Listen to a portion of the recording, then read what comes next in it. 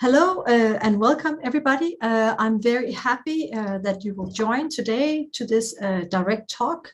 My name is Pernille Bjørn and I'm a professor and deputy head of department for research at the Department of Computer Science at University of Copenhagen. And I'm very excited today to talk to you about some of the research I done earlier, some of what we have just published, and then also something that we are gonna do in the process of doing. So I'm very excited about that. So I title my presentation here, How Corona Changed Distributed Work, the Future Challenges of Hybrid Work. And that is because I want to, on the one hand, try to look back at what has been the research on distributed work, but then also talk about what are the future challenges now that we all, or not all, but are starting to return from the pandemic. So that's what I'm going to talk about today. So the agenda I structures that I will start to say something about the distant framework that was created back in 2000. Then I'm going to talk about how the distant framework was actually changed in 2014 due to new technology opportunities. And then I'm very excited to present some research I've done with amazing colleague from Brazil around the pandemic. And then I'm going to talk about a new research project we just got funded, which is part of the DIRECT, where we're going to talk about after the pandemic. So that will be kind of the structure of my talk. And basically, the overall challenges or questions I want us to discuss through this is how do we actually utilize the learnings from the pandemic in the future workplace? And what are the new agendas or research agendas for how to move forward after the pandemic? And also including this new research project called Rework, which is this direct research project. So that's what we're going to do. So just to give you kind of a brief idea about the kind of research I generally do, also that can help you to understand some of the things I'm saying is that, so my research is within the area called Computer Supported Cooperative Work, or CSCW, and that's part of a field you can think of like human-centered computing or human-computer interactions. And some of the work I have done through the years has focused on healthcare. So I looked a lot into how does different kind of healthcare practices in hospital function, and how do we design collaborative technologies for healthcare.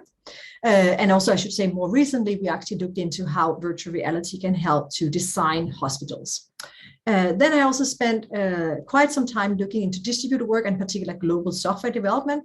And just to mention one thing from that is that we started to look a lot about how the different kind of unconscious bias that actually comes up in global software development, and how is that part of the design of technologies as well. Then I've done a lot of work where I looked into tech entrepreneurship. So in this work, we are trying to understand what is tech entrepreneurship, how is it changed due to the new technology opportunities, as well as the how the world functions as such, and provide good conditions for tech entrepreneurship. And finally, I want to mention that I've done a lot of work on diversity, inclusion, and equity in computing, where we actually have a paper coming up very soon, and also a new book that will come out in August called Diversity in Computer Science. So this is all a lot of things I'm not going to talk about, but just to give you an idea of who I am. So distributed collaboration. So that's the focus we have here. So first of all, distributed collaboration is actually not something new.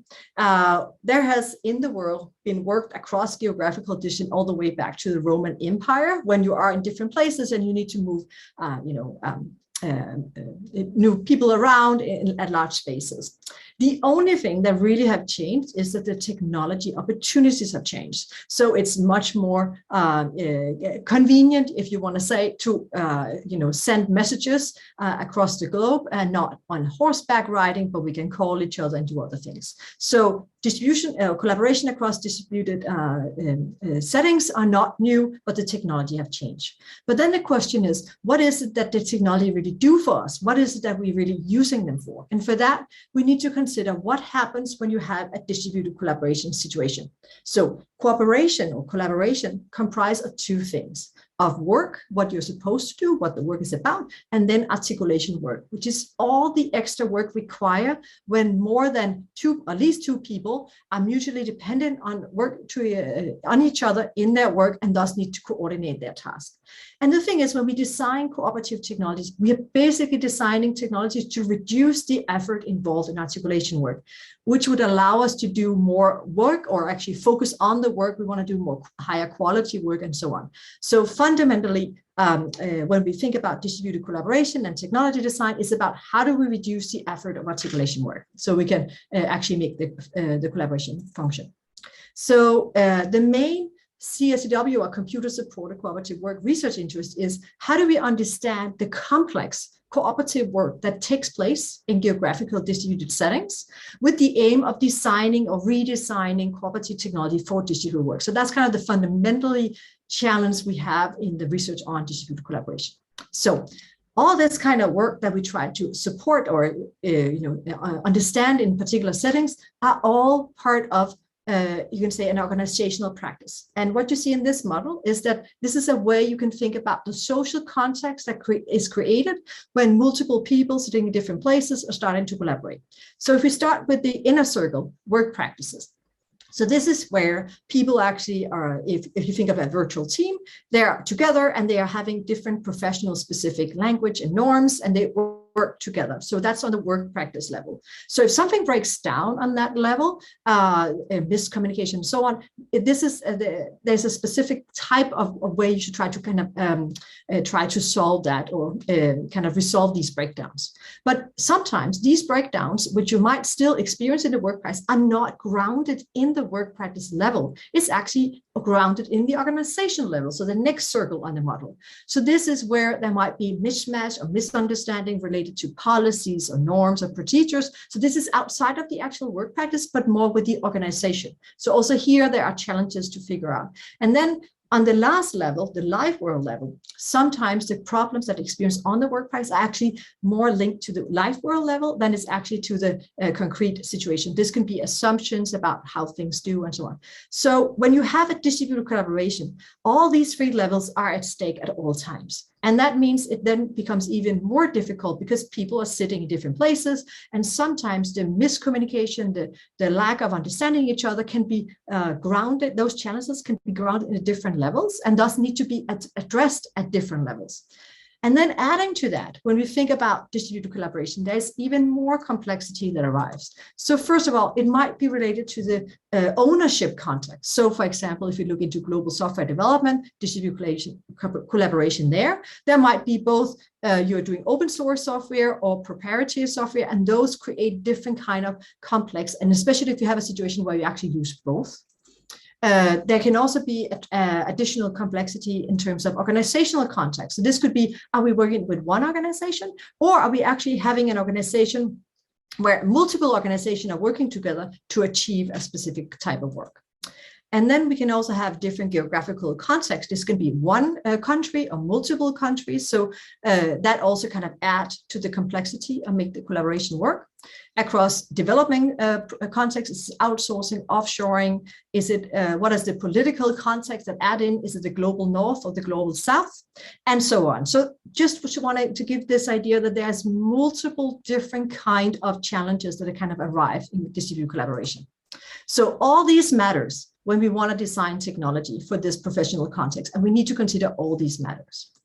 So talking more about the distant framework. So back in 2000, and think of it, back in 2000, it was the very early days of emails, and we did not have, Dropbox or Google Docs, or all those kind of things. And back then, Judy Olson and Gary Olson was actually trying to conceptualize what is this distant framework, how can we talk about distributed work?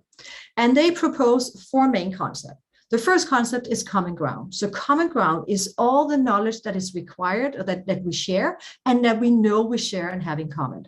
And to collaborate, we need common ground.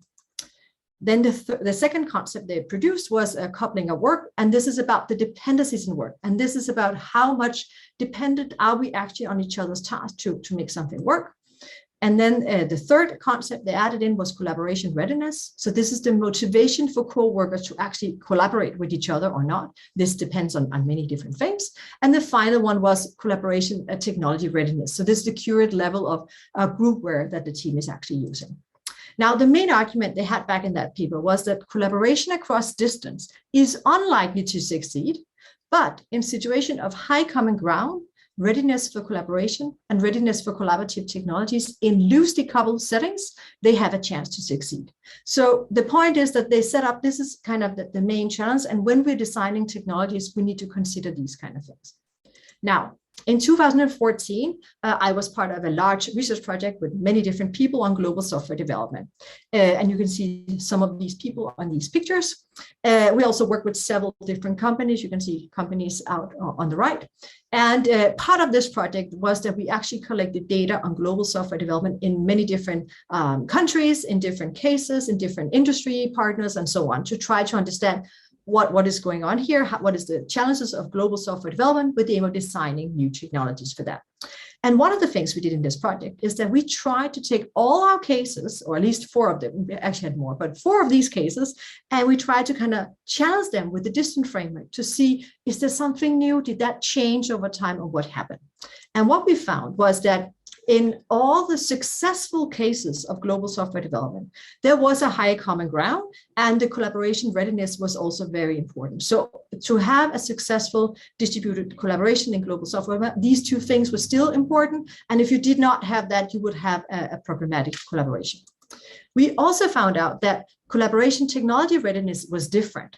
Where back in 2000, the challenge was, how ready are you to actually adopt new technologies? Now, I should say we were focusing on IT companies. So of course, they were using a lot of different tools and technology and was kind of very ready to do this. But what was interesting here is that they kept on telling us they do not need new technologies. They have all the technologies they need. They have all those. The challenge is, how do we actually use them in good ways? How do we make sure that they support what we do? So in this way, collaboration technology readiness was different. It was not about taking in new technologies. They already had that. They did not want anymore. They would rather find ways to make it work in their practices.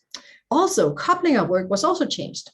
We found that in all the successful cases of distributed collaboration in global software development, that rather than having loosely coupled work, which was what Olsen and Olsen found, that they actually need to have closely coupled work, because in the cases where you have a closely coupled task, you would actually invest the time required in articulation work. And as you remember, when I said in the beginning, having articulation work is all the extra work required when more than 2 people are collaborating. And the thing is, to invest in articulation work, which is actually even more cumbersome when you are in a situation where you're working from different places and need to use technology to mediate your collaboration, then there needs to be some reason for why you're investigating that, because people are fundamentally lazy. So if they can stop working together because it's cumbersome, they will just do that. So in this case, we actually argued that for collaboration across distance is likely to succeed in situation of high common ground and readiness for collaboration, same as in 2000, organized in closely coupled work arrangement, utilizing the available readiness for collaborative technologies. So here, what we found is that actually, when people are really dependent on each other, they will work better across distance, because else they don't invest the time that is actually required to make this work. Now, I was then very excited when some of my amazing colleagues, researchers from Brazil, contacted me back around the COVID pandemic. And you see named here, so it's Clara, Clayton, Leticia, and Marcelo. And I think maybe some of them are on this presentation. I hope they are, and they maybe will join a discussion later. But what was interesting here is that we all know with the close down, what actually happened to the distant framework. What can we learn from that? And we were able to collect data from Brazil. And in this case, I should just say, in Brazil, the first case of COVID was in February 2020, and the country closed down on March 20, which is very similar to what happened in Denmark and most other places. So I think in that way, the data is applicable.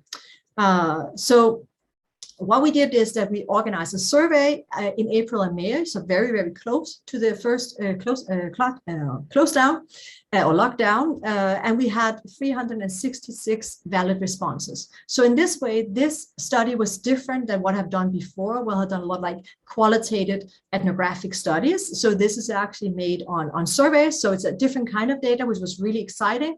And you can also see here there was kind of a very good gender balance, not complete, but pretty much. And you can also see that the age was 20 to 66 approximately. So What did we found in this? So what was interesting is that we tried to look at what are some of the common ground, coupling of work, all those concepts. How does that actually take place here? And we found out in the first three, like about collaboration readiness, collaboration technology readiness, common ground, all those are still important. There's nothing new. Also under the pandemic, that was still important and difficult to achieve. So that's important. Now, we also found that in terms of the organizational management, I should say that that concept has also been entering the literature over time, and that there was something new about that. And then there was also this about the loosely coupled work, where we actually found out that it was not necessarily just closely coupled work or loosely coupled work, but something in between. So I'm going to say a little more about that. And then finally, we also found this new about lack of interruptions as something new. So I'm now going to try to kind of go through this to give you some idea of what we found. So, but maybe should I say first that the main point from this paper for this talk is that collaboration across distance during crisis situation is likely to succeed in situation of high common ground, readiness to collaborate, and readiness to utilize the collaborative technologies if participants are able to reduce interruptions. So interruption was a huge impact on the quality of these collaborations. So let's look a little more about the coupling of work, because I think this is really interesting. So if you remember, we were in 2014, we found that, in tightly coupled work was really important to kind of make people invest time in articulation work and make the work function. What we found out that the tightly coupled work is still challenging remotely. That's not nothing new. That was also the issues in 2000 and 2014. The challenge is that you need to have this tightly coupled work to even want to engage in that. So, but that's nothing new. We saw that. Secondly, we tried to look at did some of the people alter the coupling of tasks during the pandemic? This could be saying, well, it's too difficult. Should we do less tightly coupled work or increase the tightness or not? Or how do we do that? And we looked at that is that most of the cases, the coupled work or the degree of coupling they had in the task remained the same. They were not changed at all. So here's an example. So a person said, regardless of the social isolation, the task I work on barely require communication with co-workers. So in this case, we have an example of loosely coupled work where they're still, they didn't change that. They still, it's a loosely coupled work situation, and the task they are working on did not really affect this in this case. We also saw some cases where they were decreasing the coupling of work during the pandemic, and there were 3 different approaches that took this on. So one is that people tried to reduce the coupling on purpose to prioritize the loosely coupled tasks. That means that they took the task away where there was a lot of tightly coupled, saying we will do those later, and we focus on the loosely coupled task now.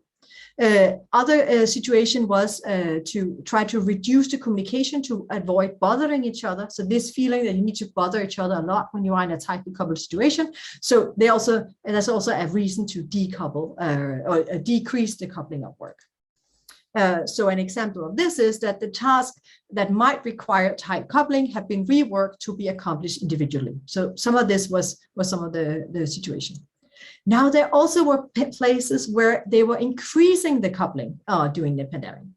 And this was among those who reported that their work became more tightly coupled, and the changing coupling was described as inevitable. It was something you couldn't do. You needed to have this tighter coupling to make the work function.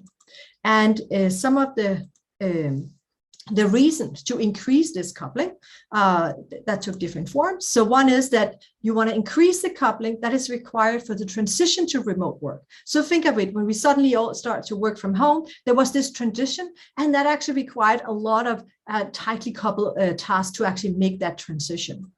Another reason to increase the coupling was required due to the change in work, because suddenly the work changed. For example, you need to interact with client virtually rather than face-to-face, and that actually made it more tightly coupled. You need to engage with each other more to figure things out. You couldn't just meet and have a meeting and have gone with that. Another increase was that the coupling was increased because it was required to maintain common ground. So if there were no tightly coupled, there was a risk that the common ground would actually disappear, which is really important for the collaboration. And then there was also increased coupling was necessary to make us from the lost visibility when working remotely. So think of it here, suddenly you're not, you don't see each other so much, so it actually becomes even more problematic. So what is interesting here is that tight coupling was not necessarily more advantageous in remote work, but and the increased coupling was challenging, but in many cases it was necessary. And this linked a lot of back to the articulation work, that it is more difficult, but you actually need to for certain tasks, you really need to have that to make sure you have this distributed or this common ground and so on, so you can work, but it is necessary. So even though it becomes more difficult, it is necessary. And it's only in those cases that you will actually have successful distributed collaboration. I will give you some examples. So one of the quotes from some of the data here was, I had a client-facing role at the bank. Now I work through the bank's chat, and I constantly have to ask someone else if I can perform the task that the client requested through the chat. So what we see here is that suddenly there is more tightly coupled work coming in because it was necessary. Before, you could just talk to people. Now there's this chat, and it actually adds on more complexity in the work. Here is another example. Every time we have a tightly coupled task, I need to have a video call. Previously, it was enough to just turn around and chat. So again, here, the tightly coupled work actually is challenges, but it is required. So we need to do that and so on. It does not just happen because we're sitting next to each other. So then there's organizational management on the pandemic, and how did that change? Now, I know I did not go into the kind of historic of this concept, but just going to say that this is a discussion about how do we actually organize the collaboration, distributed collaboration. But under the pandemic, we found in the case that most respondents believed that the action taken by the organization was beneficial. However, many respondents also pointed to some insufficient action, so something that also needs to be done to make this successful. So one of the challenges, or the negative perceived organizational management, was often referred to as increased workload, increased stress, or problematic surveillance policies. So for example, having this surveillance-oriented initiative, such as creating daily detailed reports of activities and so on, which all became a burden to workers who were sitting in different places. I'm going to read up this quote. It says the workload has increased greatly for two reasons. There was a request for daily report of activities, which in practice became another daily task. Two, the pressure for delivering results have increased. I believe that both are the consequences of a fear that the workers are not actually doing their work. So here there's this thing about how trustworthy are you, what kind of relations do you actually have to the workers, and how that problematic mistrust actually add things and made it not beneficial for the work. Here's another example. It was difficult to limit work hours. I had to work much more because I cannot separate work and rest time appropriately. We have more meetings and progress reports and so on. So in this way, the challenging of trying to find out how do we best organize the structure of a distributed collaboration, that takes time, and that was very difficult. Maybe I should say, of course, mention that this was in the beginning of the pandemic, and since many people have been working remotely for more than 2 years, I assume that some of this would be better at this stage. So this was, in the first period of the lockdown. So fundamentally, what we found out is there was this kind of increase interruptions. So what you see here is an image where the top is kind of the normal distributed collaboration, where people are sitting and working together, where common ground, coupling of work, all these things, all the concept, the distributed framework is there. But what you see in the below is then what happens when you start to work in an isolated work from home situation. And what you can see here is that the new thing is that what we rephrase in this paper as crisis readiness, which is basically linked to interruptions. So on this picture, you can see that the families are kind of the interruptions here, but there was actually several types of interruption. So one, of course, is kind of the obvious, the family, the childcare, the house chores. That was interruption that impacted the work. But there was also this thing about sharing resources and infrastructures, because suddenly you share the room or you share the internet with others, and those kind of challenges also created interruptions. And if they were not working, those interruptions also really made it problematic to do the work. But there was also this about being constant availability and a frequent communication to maintain common ground. That was reported for many cases as something really problematic and difficult to do. So I'm just going to give you some quote. The high number of calls from co-workers, that could be what is bothersome are the extensive calls and unnecessary interruption. That's a quote. Another one, my product, and what is interesting here is that this is actually an example where there was no interruption. So it says, my productivity is somewhere increased. Since I can stay focused and since I usually spend days to finish a task, I don't need to have too many other meetings, and that helps a lot. In the office, there's a lot of interruptions. So what we see here is actually that you, on the one hand, there can be less interruption, which actually make it more easy to be productive and do your work. But on the other hand, there can also be a situation where there's too many interruptions that makes it problematic. So basically what we try to argue in terms of crisis readiness is to say, well, we need to find a way to balance these interruptions, because on the one hand, we do need have frequent communication and so on to maintain common ground and all these kind of things. But at the same time, we also need to have time to actually do the work. So, what we in this paper phrase is crisis readiness as a new construct in the distant framework. And crisis readiness is the ability of an organization to respond fast with dramatic measures to crisis. So how agile are you actually to kind of do that?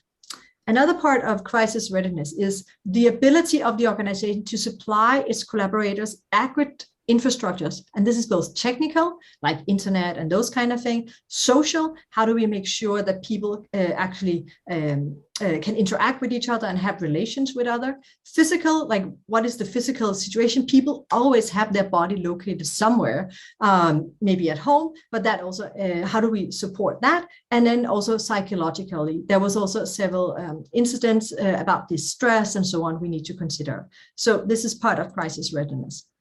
And then another part is that the crisis readiness is the ability for organization to have collaborators to adapt to work practices and processes responding to a new work and life conditions. So what is interesting here is that this kind of change, which was not expected, how do we actually organize that and how do we make that work? And then finally, the ability for collaborators to handle multiple and diverse interruptions, because they will come and we need to figure out how to actually do this. So now I presented where we are right now. So this paper was just published with my amazing Brazilian colleagues. But then what is the next step? What can we do now what is the next step in distributed collaboration? What kind of research should we go? What should we look at? So hybrid work. We are now all starting, not all over the world, we're starting to return after the pandemic. But then it's also about how do we then learn from the pandemic to create new types of work that really supports what we want to do and take into account all the challenges that we experienced and also what we learn. So we know we should just kind of make a list of what should we try to kind of achieve. We should try to achieve situation of high common ground in these distributed collaboration. We should try to achieve having a high readiness for collaboration that people really can collaborate with each other. We should have a high use of collaborative technology. These can be many types and support different things, but we should have that. We should have, at least in some cases, high coupling of work, because that will make people interact with each other and have a high, a better maintenance and establishment of common ground. But of course, at the same time, we need to consider kind of the interruption that comes with that. And maybe also some cases there should be low coupling. And we should consider appropriate management structures and how the technology support that, but also how to reduce the lack of interruption or kind of limit the space or the time when the interruption actually exists. So all these things are very important. So considering all these things, and then think about after the pandemic and hybrid work, it's actually about how do we create kind of a new future of work? Like what is the future of work if we should learn from where we have, if we can actually develop it in a particular way, maybe challenging some of the basic assumptions we normally have worked with when we think about work. And to do that, some of the kind of added on challenges we should consider is, for example, relation work. So how do we find ways in these new hybrid work settings to make sure that there is good opportunity to engage in relation work, create relation work between the different parties, between clients, between workers, between whoever it is that is interacting with each other. How do we do that? Another challenge is how do we make sure that there is the opportunity to create shared meaning about the task we're doing? So that's related to common ground, but it's also related to the potential misunderstandings and breakdowns in communication. And how do we make sure that the technology we are using to mediate this hybrid work actually make sure that we create shared meaning and resolve breakdowns? Then there's this thing about trust and transparency. You know, several of the people in the Brazilian case talked about how this about being surveilled, not being trusted, needed to make more daily report. That is actually, and how that added both stress, but also how it didn't kind of add any productivity. So again, can we think about ways to design in our technologies trust in terms of making visible what people do without people actually have to do specific tasks to do that? And how can we have transparency in the kind of activities we do and what we have produced during a workday? So even though people who want to kind of monitor this work might not need to ask specific people to put in different reports, they can actually still kind of follow in whatever is interesting or important for them. And I think for this, we can also consider a lot of the work that's done in the open source environment, where people can follow each other's tasks and see the traces of each other's work in a global software development situation where you look at people's code and so on. And this way you can actually see the traces and in that way establish some kind of transparency and trust in what's going on. Now, the thing is, distributed collaboration is not just about software. It's about all kinds of tasks. It can be about tasks where you have physical things or and how these artifacts are important, which is not digital. So in those cases, of course, how do we then make traces and transparency of those? That will be different. So that's a challenge. And then it's also about embodied present. So some of the challenges there is in distributed collaboration is people do have bodies and are located in different places, but how do you have an idea of who are they actually, and how do you get a relation to people you might never meet? So how do you do that also without outside of the synchronous meetings? Because often we would talk about these things as something that is established during the meeting where we meet each other in synchronous, but actually most of work is done asynchronous. So we might have a meeting, but then we go and do the task and then we have a meeting again. But how do we actually embed that in part of that work outside? So the asynchronous of collaboration. And then finally, I also want to point to this diversity, equity, inclusion. And this is both related to that when something we found very visible in the work we did in global software development was actually that when you just talk about global software developer as kind of one thing, so the global software developer, we tend to forget that it's different if you're a global software developer working out of Copenhagen in Denmark or a global software developer working out of Bangalore in India.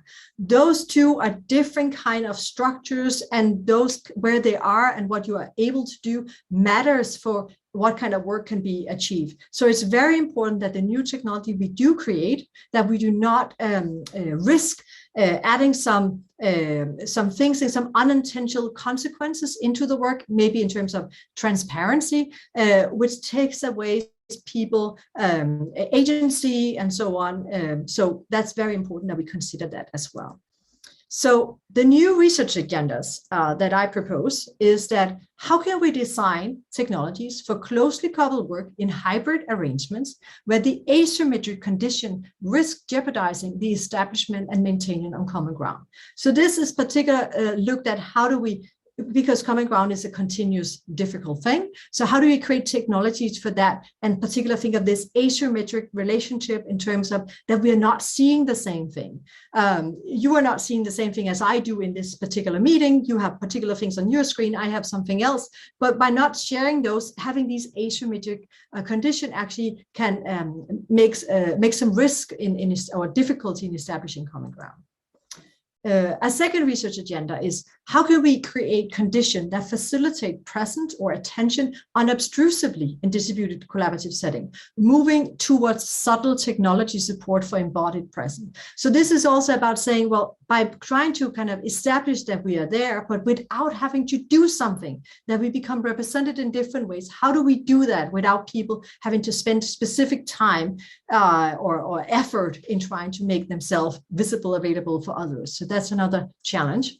The third one is, how can we facilitate relation work in hybrid work arrangements where the asymmetric access to the cooperative context risk jeopardizing the establishment of trust and shared meaning context. So this is linked back to this kind of trust. How do people trust and not kind of go into this surveillance mode? But how do we actually create this kind of trust between people through relation work? And how do we create technologies for that?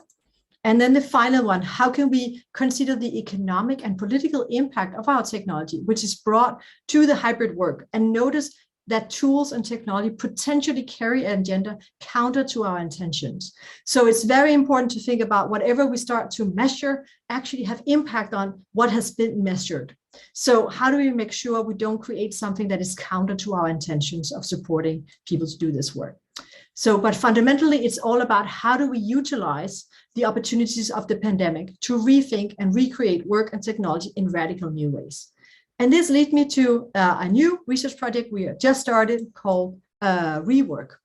So Rework is a very excited research project funded by the DIRECT, where we have worked with several companies and universities, and we are basically trying to define the new future of work and explore with new technologies. So I'm going to say a little more about what this is about. So Rework, fundamentally, what is kind of core to that project is that we have in the project both researchers, of course, and then we have industry partners, but then we also have artists. So what is really exciting with the artists is that this will kind of change a new balance in how do we think about this. We are not just trying to think about making increased productions and so on. No, we are also thinking about the kind of future work we're doing. What are the values you want to put in and so on. And so we have these different type of people as part of the project. And then we have the empirical cases of hybrid experience for industry. So we collect those and then together, we then try to do speculative techniques and design fiction to rethink the future of work. So here we have, industry, research, and artists working together, looking at the empirical case, and also try to rethink what that means. So we try to not come up with the new Zoom, but something completely different. And then from that, we are creating these multi-module prototypes that can actually try to solve these things, or not solve, but maybe rethink and try to change, use these prototypes as kind of inquiry to learn something more, which we are then reintroducing back to the industry. So this is kind of the overall idea of the project, working together, these three types of people and looking at the cases, rethinking it and creating new prototypes as a way to inquiry this. And the result of this project is that we will have a number of design fictions that anchor these future vision into practice. So one thing is we do all these explorations, different prototype and so on, but the result will be we have these ways, how do we then anchor these futures that we have created? We will also have a socio-technical framework for future hybrid remote work practices. So this, you can imagine, a little like the distributed framework I have been introduced here, just in a new way, adding new things, just like we added with the crisis readiness, and kind of rethink what does that then look like when we think about hybrid work. And then thirdly, we're going to have this toolkit for industry that can take some of our findings and actually using it in real life. So this is the overall idea that we are trying to do in this project. I also have this picture, which give you an idea about the different researchers that is part of the project. You can see here, and then in the middle, you can see some of the challenges from we had a first meeting back in December, where we're just kind of starting up and seeing like how we're going to do it. And we did it hybrid, taking our own medication. And here you see a picture of how we are challenged in trying to find ways to have, balance these asymmetric relationship for who was actually physically present and who was remotely present. And this was between, we were at University of Copenhagen. This picture is taken from that, but you can see some of our colleagues, Eve and Susanne, are on the screen here from Aarhus University. So this is, you can see here, these are the people from the different universities. I'm really, really excited about working with these amazing people. So that's so much fun. So the main point I hope you take from my talk here is that distributed collaboration have existed for centuries, like back to the Roman Empire. The only thing that has changed is the technology opportunities right? So, and those keep changing, and we do not know where they will go. They can go in all kinds of directions for later, but we need to kind of be part of creating those new technologies. If it's VR, if it's augmented reality, if it's new type of microcontrollers, IoT technologies, and so on. All these things did not exist in 2000. It does change the kind of technology landscape that we can use in distributed collaboration. So distributed collaboration have to be thought of as a socio-technical infrastructure. So it's both, we need both to have the technology to function, because that's the platform for how we interact, but we also need to think about what are the organizational practices we create. So that's why it's a socio-technical infrastructure. Both need to be there. And that infrastructure is shaped by the people who are there. The artifact that is there, is it digital or is it physical? It's shaped by the location where people actually are, the technology that is actually part of that, and also the society. So when we think of distributed collaboration, so the society here, for example, could be the pandemic that changed the situation, right? So the point here is that we need, when we try to think about distributed collaboration technology, we need to think of it as this infrastructure of all these things that need to go together if we want to solve that or try to make it better. So we must learn from the pandemic when we redesign the social technical infrastructure of the future, which is this very unique opportunity. I think you can only be very excited about when you are a CSCW researcher in 2022. I am absolutely this. And it's very important that we break these common practices and assumption to rethink this collaborative work and the collaborative technologies, because it's not just enough that we just add a little more. No, we need to kind of fundamentally change what is going on. And that's why we need to combine these diverse way of thinking. And that is why we need artists, industry, and researchers to collaborate together to invent the future of work, including the technologies. And that's what I'm really excited about, what we are doing in the new Rework project. So thank you very much. I think that what I have. So questions and comments, and I hope you might want to follow the Rework project on Twitter here, or you can also see a link to the direct website for the Rework project. Thank you.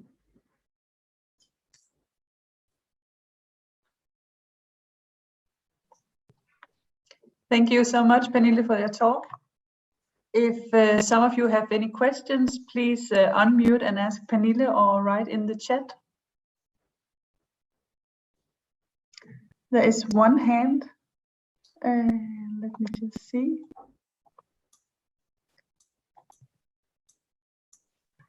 So, Bjørn from SDU. So, in terms of, there's a bunch of opportunities for using AI in all sorts of ways to kind of help, kind of mediate the communication among people. What perspectives do you see there? So, in using AI in part of it. Well, I must say that some of the challenge, I think, in terms of AI in this situation, I'm not sure that's necessarily the best way to go. I mean, if it should be, I would say that it can help when we think about how do we visualize some of the digital traces of what people do. But I think the challenge is that we cannot really predict what people are going to do. It's not so much about trying to use this data to kind of predict where people are, or where I'm not sure how that would help the tools we're designing for the cooperative work. But maybe you can ask do you have some ideas? I would love to hear those. So I think some of the work you've seen in the ubiquitous computing field has been, for instance, predicting when people are interruptible. So when they are available, when it would be a good time. So when people are interruptible, so for instance, if you want to ask a question, then kind of predicting when would it be a good time to ask that question or interact or something like that, at least. Yes. Yeah, that's true. And I think Microsoft has done a lot of work in terms of trying to look at interruptions and how do you kind of show that you're available or not. I'm just not sure necessarily that the prediction part is the main thing, but it could be. I mean, I think it's a good idea to explore more. Thank you very much.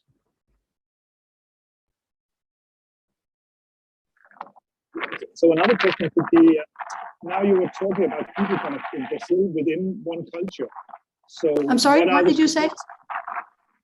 So now with the case in Brazil, you're kind of talking about people within the same culture. So what are the perspectives then kind of across cultures? So, so you're asking in terms of the, collaboration across different countries? Yeah, because I guess there's more articulation needed to kind of people getting on the same page and resolving conflicts, agreeing on what is the work to be done. Yeah, so I think that a lot of the work that Stina, who is also here on the call, I can see, have done in terms of looking into how do we understand the local places that people are actually located.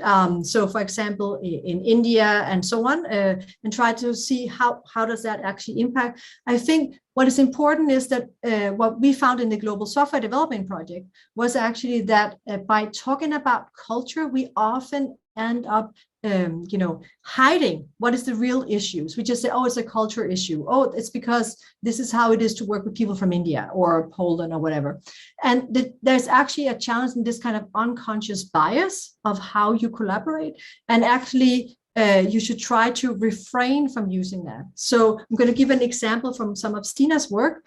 So, for example, she found that in one of these companies that she was studying, there was both a consultant and then there was also people working from Poland, but within the same company. Now, the thing is that the name of the actual email addresses that people got in that organization, that was normally like, people's, first letters. But in this case, there was also some X's in the case it was an outside consultant.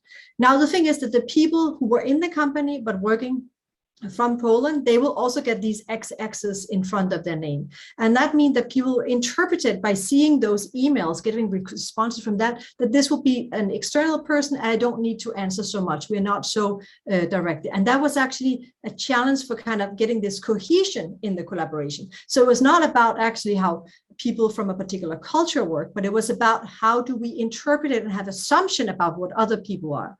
So I think those kind of challenges are huge and extremely important to consider in distributed collaboration. Absolutely. Thank you. I hope that answers.